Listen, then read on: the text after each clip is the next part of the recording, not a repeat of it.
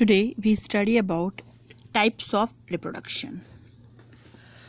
Reproduction is defined as a biological process in which an organism gives rise to young ones or offspring similar to itself. क्या meaning होता है reproduction का? Reproduction क्या है? एक biological phenomena है. Biological phenomena का मतलब क्या होगा? ऐसा फिनोमेना जो कि सिर्फ लिविंग थिंग्स में मिलेगा, जिसमें क्या होता है, in which an organism give rise to young ones और offsprings similar to itself. Organism क्या करते हैं? अपने जैसे ओन काइंड यंग वंस या फिर उनको हम ऑफस्प्रिंग्स बोलेंगे, उनको बर्थ करते हैं. The offspring grow, mature and in turn produce new offspring. अब इसके बाद जैसे उस न्यू ऑफस्प्रिंग का बर्थ हुआ, वो क्या करेगा? ग्रो करेगा, मैच्योर होगा, और उसके बाद उसमें क्या होगा? उसमें ये एबिलिटी आ जाएगी कि वो अपने ही जैसे और ऑफस्प्रिंग्स का फॉर्मेशन कर सके. Thus, there is a cycle of birth, growth and death. मतलब यहाँ पे एक साइक्लिक प्रोसेस हो रही है. साइक्लिक प्रोसेस हो रही है मतलब एक के बाद एक स्टेप बाय स्टेप ये प्रोसेस हो रही है. सबसे पहले क्या होगा? किसी भी इंडिविजुअल का बर्थ होगा, फिर उसमें ग्रोथ होगी, ग्रोथ के थ्रू वो डेवलप होगा, डेवलपमेंट होगा तो वो मैच्योरिटी आएगी. जैसे उसमें मैच्योरिटी आई, मतलब मैच्योरिटी किस कंसर्न से? रिप्रोडक्शन की कंसर्न से. मैच्योरिटी हुई मतलब वो अब फिर से न्यू ऑफस्प्रिंग को फॉर्म करने की कैपेबिलिटी लगेगा. एट लास्ट उसकी क्या हो जाएगी? डेथ हो जाएगी. Reproduction enables the continuity of the species. इसलिए जो रिप्रोडक्शन है वो किस चीज़ के लिए एबल बनाता है? इंडिविजुअल को उसकी स्पीशीज की कंटिन्यूटी को जनरेशन आफ्टर जनरेशन, मतलब कोई भी एक स्पीशीज है उसको बहुत आगे टाइम तक कंटिन्यूटी बनाने में हेल्पफुल करता है. जैसे हम बहुत हिस्ट्री में पढ़ते हैं, ज्योग्राफी में पढ़ते हैं कि बहुत सी ऐसी स्पीशीज़ थी जो एंशियंट टाइम में एग्जिस्ट करती थी, बट धीरे धीरे करके क्या हुआ? उनका अर्थ पर से एग्जिस्टेंस ख़त्म हो गया. उसके बहुत सारे डिफरेंट टाइप की रीजंस हो सकते हैं. कुछ नेचुरल कैलेमिटीज़ हो सकती हैं, कुछ उनके इंटरनल मेटाबॉलिक प्रॉब्लम्स क्रिएट हो सकती हैं, बट उनमें कुछ ना कुछ ऐसा हुआ जिसकी वजह से उनकी लाइफ की कंटिन्यूटी क्या हो गई? ख़त्म हो गई. तो रिप्रोडक्शन एक ऐसी प्रोसेस है जिसके थ्रू हम जनरेशन आफ्टर जनरेशन किसी पर्टिकुलर स्पीशीज़ की कंटिन्यूटी को मेंटेन करके रख सकते हैं. You will study later in chapter 5 principles of inheritance and variation, how genetic variation is created and inherited during reproduction. अब अभी जो हमारी यूनिट चल रही है इसमें सिर्फ हम रिप्रोडक्शन के टाइप्स एंड जो रिप्रोडक्शन में पूरी की पूरी मेटाबॉलिक एक्टिविटीज़ कंडक्ट होती हैं, जो फिजियोलॉजिकल फिनोमेनाज होते हैं, वो पढ़ेंगे. बट इसके बाद जो हम नेक्स्ट यूनिट पढ़ेंगे, unit 2 heredity and genetics and evolution, उसका चैप्टर है principles of inheritance and variation. उस चैप्टर में हम इस सारी चीज़ का रीज़न पढ़ेंगे कि ऐसा क्यों होता है, वेरिएशन जो क्रिएट हो रहे हैं वो क्यों हो रहे हैं, कोई भी हमारे जो कैरेक्टरिस्टिक्स हैं वो जनरेशन आफ्टर जनरेशन अगर ट्रांसमिट हो रहे हैं तो वो कैसे हो रहे हैं.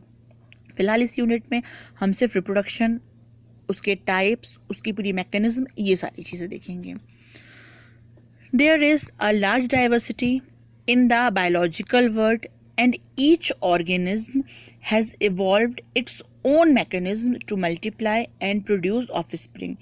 क्या है यहाँ पे? हमारा जो बायोलॉजिकल वर्ल्ड है उसमें बहुत लार्ज डाइवर्सिटी है. 11th स्टैंडर्ड की यूनिट फर्स्ट में डाइवर्सिटी ऑफ लाइफ पढ़ा है. डाइवर्सिटी मीन्स पूरे वर्ल्ड में जितने भी ग्रुप्स हैं, उन ग्रुप्स के सारे स्पीशीज़ तो सेम नहीं होती हैं.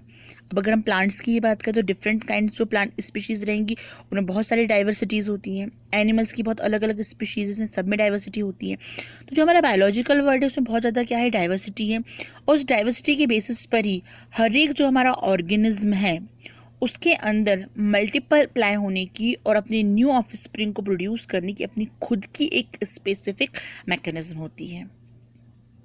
The organism's habitats, its internal physiology and several other factors are collectively responsible for how to reproduce. इसके अलावा जो ऑर्गेनिज्म है, जो भी लिविंग ऑर्गेनिज्म है, वो किस तरीके के हैबिटेट में रह रहा है, उसकी इंटरनल फिजियोलॉजी कैसी है, इसके अलावा भी बहुत सारे अदर फैक्टर्स कलेक्टिवली वर्क करते हैं. किस चीज़ के लिए? कि जो रिप्रोडक्शन की प्रोसेस हो रही है वो रिप्रोडक्शन की प्रोसेस कैसे कंडक्ट होगी.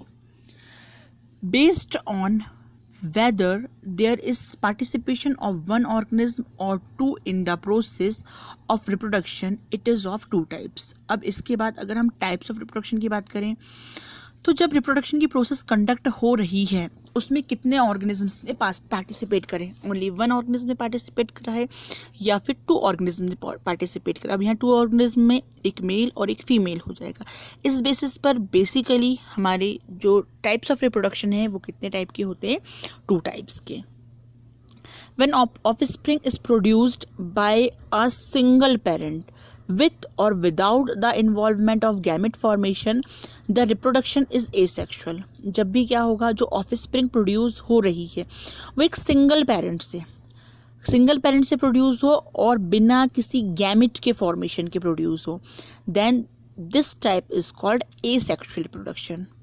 But when two parents of opposite sex participate in the reproductive process and also involve fusion of male and female gametes, it is called sexual reproduction.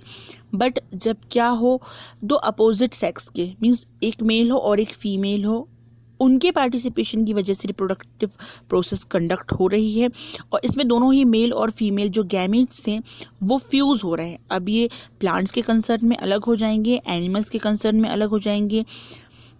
तो वो जो प्रोसेस रहेगी रिप्रोडक्शन की, that is called sexual reproduction.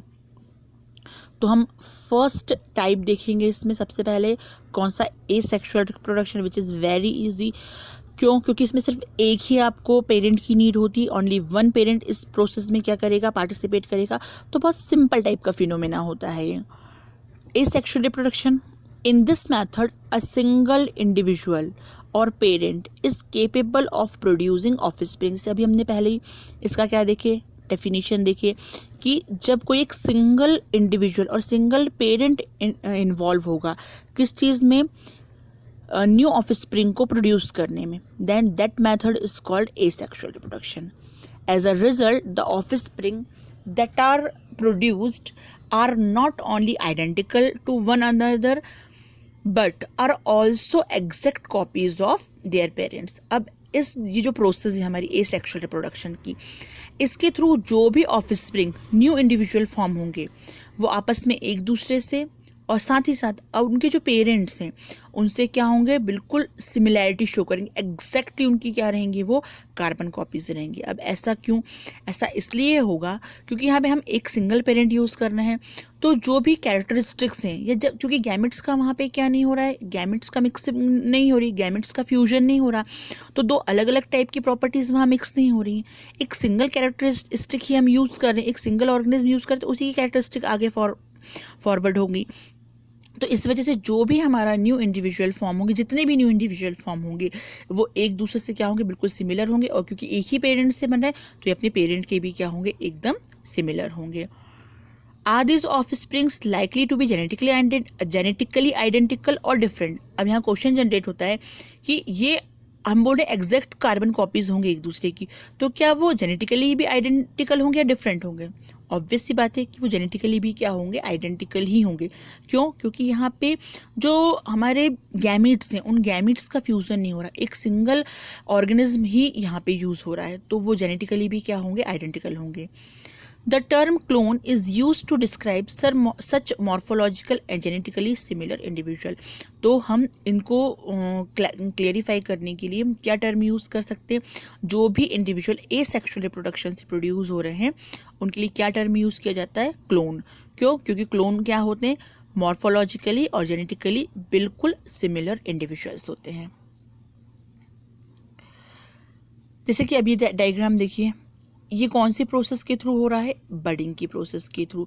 थोड़ा बहुत 11th standard का याद होगा आपको, हमने बडिंग पढ़े थे, ठीक है, प्लांट किंगडम वाला जो चैप्टर था वहाँ पे, ठीक है. तो फर्स्ट वाला देखिए आप, ये बडिंग की प्रोसेस हो रही है. इसमें बडिंग में क्या होता है, कोई भी एक सिंगल बॉडी रहेगी, उसके किसी भी एक पार्ट से एक आउटग्रोथ फॉर्म होती है.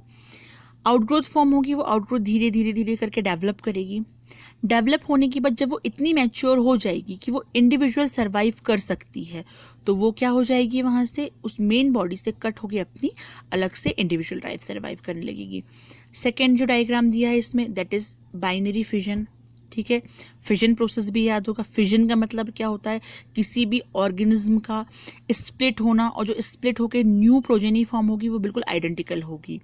ठीक है, तो अब यहाँ पे टर्म स्पेसिफिक यूज कर लिया गया, क्या, बाइनरी फिजन। तो बाइनरी फिजन में क्या हुआ, एक सिंगल सेल, सबसे पहले उसके अंदर कुछ मेटाबॉलिक चेंजेस हुए, उन मेटाबॉलिक चेंजेस होने के बाद वो जो सेल है स्प्लिट हो गई बिल्कुल आइडेंटिकल 2 डॉटर सेल्स में, तो ये क्या कहलाएगा, हमारा बाइनरी फिजन। तो ये दोनों ही प्रोसेसेस किसकी हैं, एसेक्सुअल रिप्रोडक्शन की।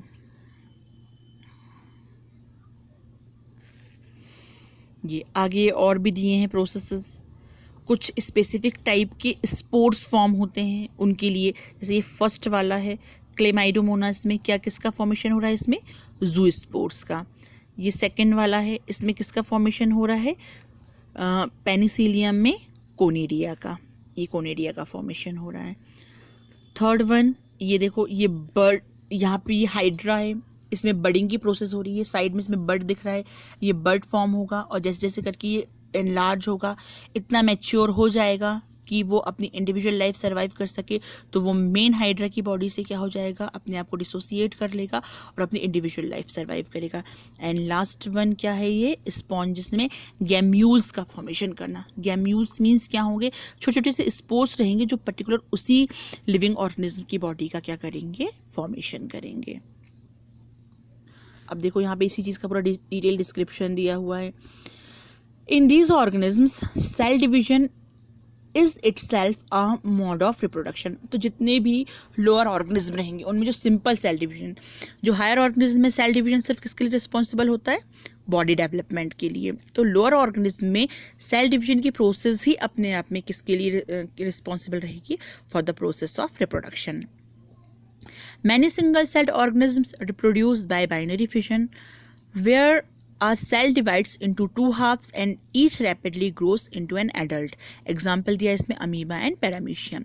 तो बाइनरी फिजन में क्या होगा, एक सिंगल सेल 2 हाफ्स में डिवाइड होगी और फिर वो इंडिविजुअली क्या करेगी, ग्रो करके एडल्ट फॉर्म करेगी। एग्जाम्पल इसका क्या हो जाएगा, amoeba and paramecium. In yeast the division is unequal and small buds are produced that remain attached initially to the parent cell, which eventually gets separated and mature into new yeast organism. लेकिन जब yeast में यही process होगी तो वहाँ पर unequal division होगा, unequal हो रहा है डिवीजन, तो जो आउटग्रोथ निकलेगी उसको हम क्या बोलेंगे, वहाँ पे बर्ड बोलेंगे। फिर जब यही बर्ड इतना डेवलप हो जाएगी कि वो अपनी इंडिविजुअल लाइफ को सर्वाइव कर सके, तो वो अपनी मेन बॉडी से क्या हो जाएगी, डिसोसिएट हो जाएगी। Members of the kingdom fungi and simple plants such as algae reproduce through special asexual reproductive structures. अब जो हमारा किंगडम फंगी है, इसके जितने भी मेंबर्स रहेंगे और इसके अलावा जो सिंपल प्लांट ग्रुप होता है जस्ट लाइक एल्गी वगैरह, इनमें specific kinds of reproductive structures क्या होते हैं, फॉर्म होते हैं, जो हमने अभी 1.3 जो फिगर था उसमें देखा है इसको। The most common of these structures are zoospores that are usually microscopic motile structure. इनमें से मोस्टली कॉमन जो स्ट्रक्चर है दैट इज जूस्पोर, नाम टर्म याद रखिएगा, जूस्पोर, जो कि कैसा है, माइक्रोस्कोपिक स्ट्रक्चर है एंड मोटाइल है। माइक्रोस्कोपिक मतलब जिन्हें आप अपनी नेक्ड आइज से नहीं देख सकते, motile means which can be move.